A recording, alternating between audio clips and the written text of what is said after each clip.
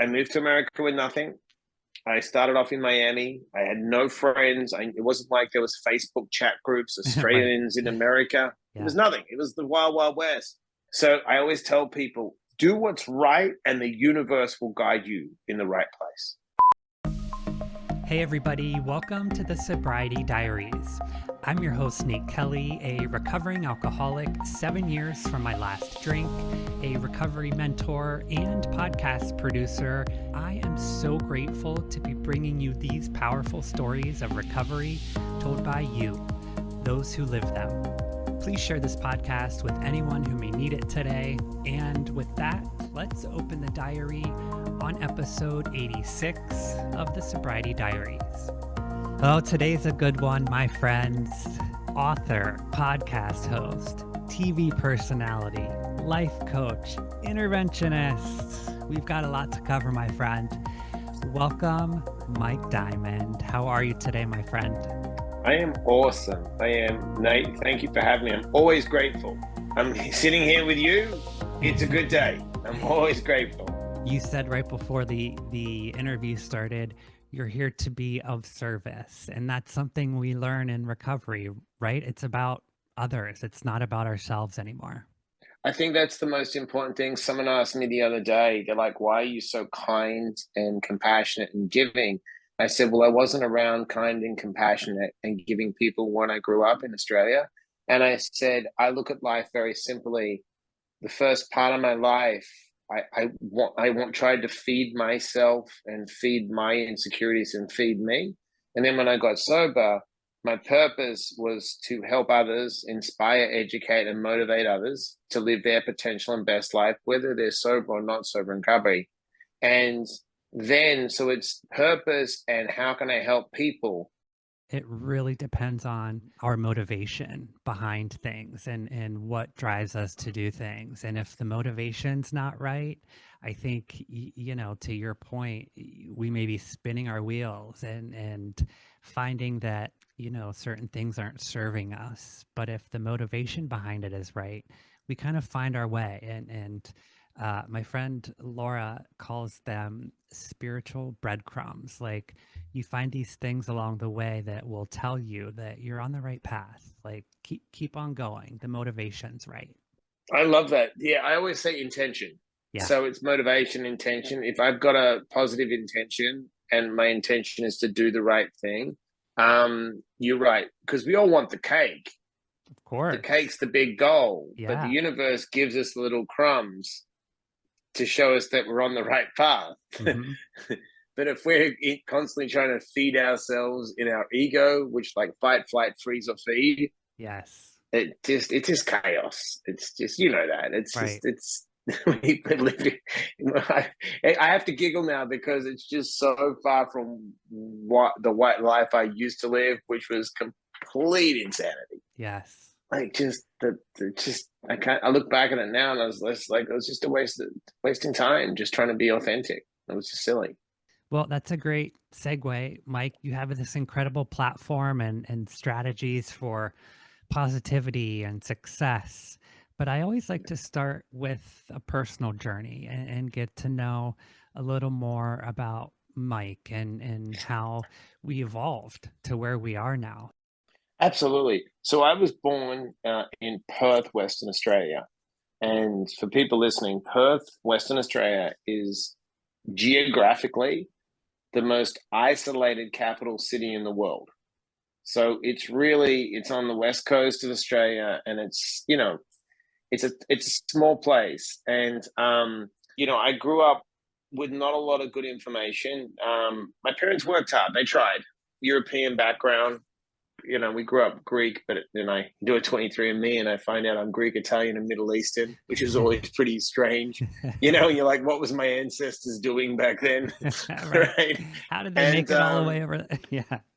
yeah, and it was very dysfunctional. My sister came in 13 weeks premature. She was lucky to live, and my older brother at 7 got measles encephalitis, Mm, and so he was in a coma for I think it was like 12 to 13 days. They didn't have a lot of resources. middle class, but my dad would unload on me, just frustration, and I have a little brother as well. So he didn't drink. No one in my family drank, but my dad owned liquor stores. But it was just mental and physical abuse constantly. And the crazy thing is, my grandmother and her friend got me drunk at 4, and I nearly killed me actually. And for years, my parents never took responsibility of that incident. I'm not angry at them now, and they would say that, "I remember when you stole liquor from your grandmother," and that. I'm like, "No, I don't actually. I was 4 years old, and they got me drunk intentionally." And like that kind of dysfunction that like stays in the family system. At 12, I just started mood altering. I was a track star. I was a great little athlete.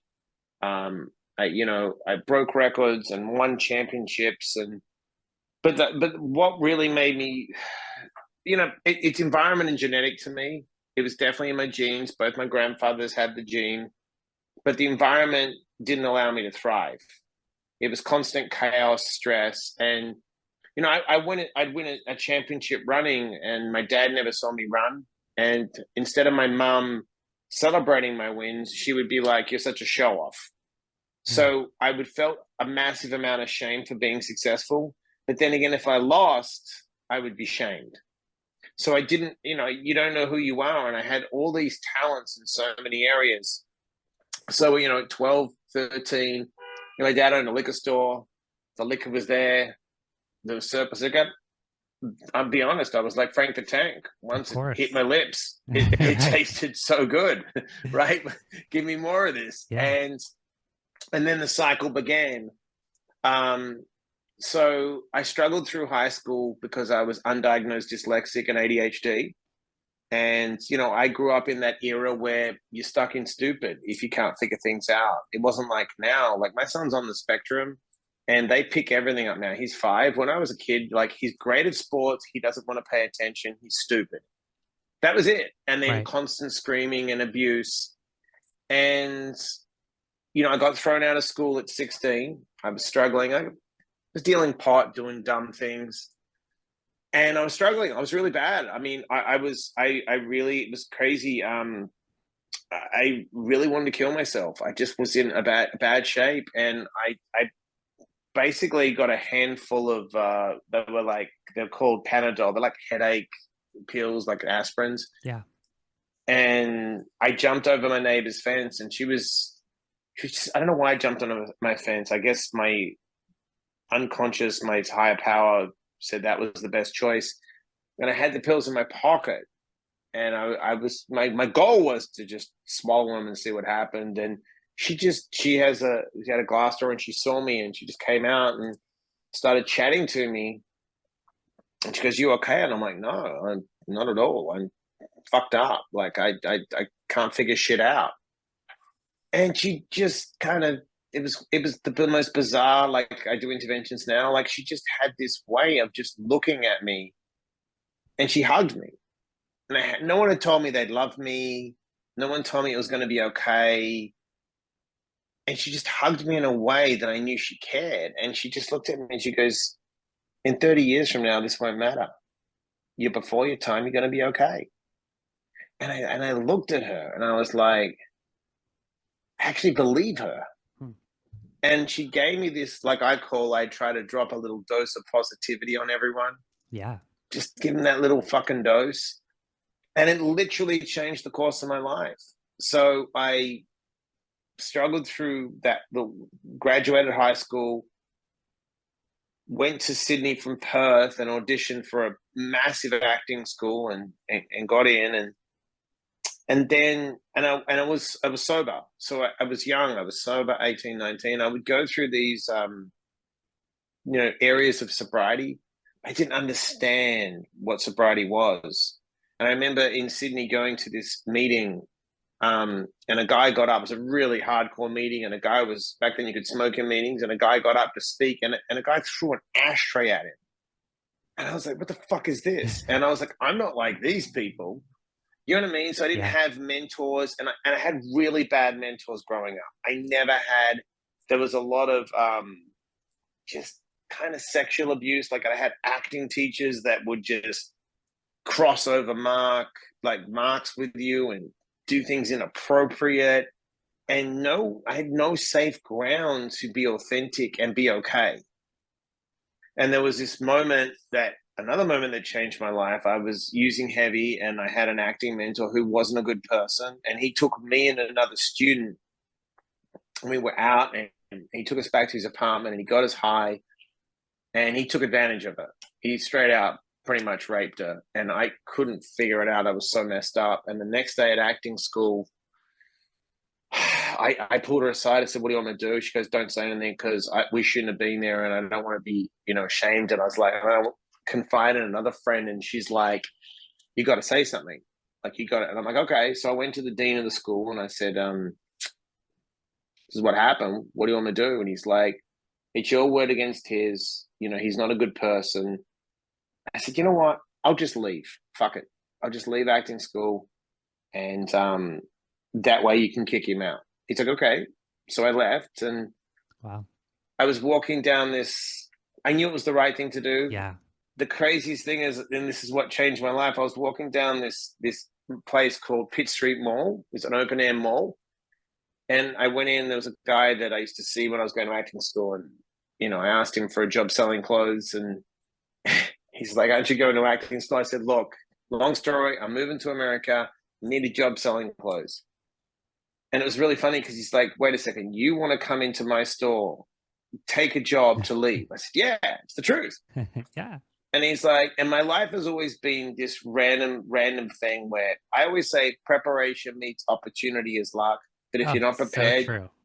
right? But if It you're is not so prepared, you true. never Yeah. get the opportunity. Yep. And I have this incredible ability under pressure. I think it's because of my upbringing. I can turn it on real quick. Like if I need to be present, I can just do it. And he said, "If you can sell clothes to the next person that walks in, I'll give you a job." I said, "Done." So I said to them, I studied acting from a young kid. I said, "Everyone move back." I There's a got this. menswear store. Yeah, it's a menswear store. And a girl walked in, a lady walked in. And I just kind of filled her out. I said, "Are you looking for something for your husband or your son?" And she randomly said, "My husband." Oh, no, my son. And I said, "Okay, is he around my size?" She goes, "He is." And I was like, "All right." So I didn't know the stock in the store, but I peeked in the window. And I was like, I got an idea here. So I said to her, "Hey, hold on." So I looked in the window and I looked around the store because I didn't know the stock the size. I said, "I'll be a second." And I went into the change room and I put on the outfit and I said, "How does this look?" And she's like, "I'll take it." So I got a job, right? So I'm Yes. hustling, selling clothes, still going to acting classes, planning to come to America. And I did my song and dance to this other lady. She loved it. She's like, "What are you doing here?" I said, "I'm moving to America." And they were laughing at me, the other store guys. She's like, "Oh, you should enter the green card lottery." I was like, "What the hell's that?" She goes, "It's a lottery. You can win a green card." I was like, "Yeah, okay." She's out of her mind, right? So the next morning, I was dressing the window with my friend who worked with me, and I looked down the mall, and she had the bags of the shop, and I was like, "Oh, she's going to return the clothes." So I hid in the back. Yeah. And she came in and she knocked on the window, and my friend goes, "Oh, what's up? Is everything okay?" And she goes, "Yeah, the clothes were great. I wanted to say thank you." And I bought Mike the green card lottery ticket. And I popped my head out and I was like, "Hey, I was hiding in the back. I thought you were going to return the clothes," like being the fucking jackass I am. Right. She goes, "No." She's like, I want you to enter this." And so I sat there that night, and I went to the embassy. I said, "Look, is this a fast?" They said, "No, it's a legit." So I thought, fuck it. I sent it in and I left my parents' address in Perth because I was like, I was coming. You know what? I'm coming. I'm burning my boats. I'm coming to America no matter what. 6 months later, I was about 3 weeks away from planning to come to America. And I fucking got the American immigration messaged me that I'd won a green card. They sent me a letter. Wow. And the greatest thing about this story is this, that I tell people about the importance of following your authentic self and your intuition, your higher power, and doing the right thing isn't easy, but doing the easy thing isn't right. Mm. If I thought I had a plan and my plan was to go to acting school, get an agent and come to America, right? But that person was a toxic person, and I shouldn't have let him into my life. And he took advantage of that girl. If I didn't leave acting school, I never would have got my green card. Mm. So I always tell people, don't try to do what's right, and the universe will guide you in the right place. And I moved to America with nothing. I started off in Miami. I had no friends. It wasn't like there was Facebook chat groups, Australians right. in America. Yeah. It was nothing. It was the wild, wild west. And I got a job in a jewelry store, and just a little job. I was going to acting auditions and doing music projects. And a random guy came in to buy jewelry, just a random dude. And he's like, "What are you doing here?" I'm like, "Selling jewelry, I guess." And he's like, "It look like I'm doing." Yeah, like, you want to? I'm not making hot dogs. Do you want to work in a nightclub? I'm like, no, I hate nightclubs. No. And I was sober. And he goes, "It's $250 a night." I said, "To do what?" And he's like, "You just have to open up a rope and check a guest list." I'm like, $250 a night. I was making like $10 an hour. I'm like, I'm your guy. I will do whatever it takes. I had a little apartment on Miami Beach for $400 a month. I was like, $250. This is like back in 1998. Like, it was, and I was good with people, and I met the manager, and he's like, "These famous club owners from New York are coming down, and they make me their guy." And I said, "Why would you do that?" They're like, there's something about you that's just, let people get to know you. You're a cool Australian dude. You're funny. You're so not trying to be the club guy. Yeah. You're just being a guy. And that's what started my career. Basically, they gave me this break. I ended up shooting a sitcom in Miami because of it. I got a record deal. I moved to New York. They opened up in New York. They made me partners in their places. I pivoted by that's how I got on the Ink shows. Yeah. That's how I got the TV show with Scott Weiland. We owned a bar together.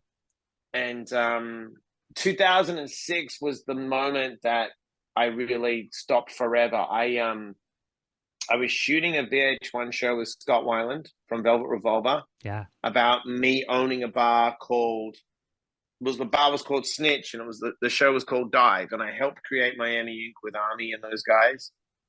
And Scott we were going hard, 8 ball of Coke a day, drinking a lot. And Scott's ex-wife, now Mary, had 2 kids, and she was packing shit up. She was like, "I'm done."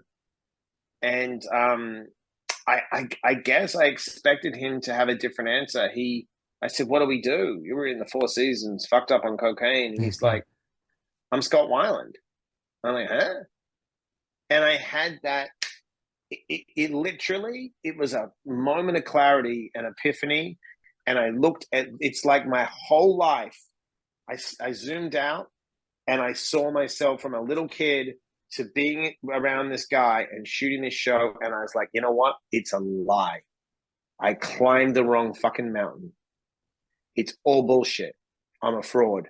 And literally the next day, I rang a friend of mine who was 15 years sober, and I said, I used to get sober on and off. I said, "But I'm done. I'm done." He goes, "What do you want to do?" I said, "I'm done. I'm done. I'm not using again. I'm done. I've seen where I'm done." And he said, "Okay." And that was it. Meetings 2-3 times a day, committed to helping others. And I literally never craved or looked at it again anyway. I just was like, it was that clear in my mind that I was that unauthentic, making disempowering choices. Wow. And I've never thought about it again. It was removed from me in an instant.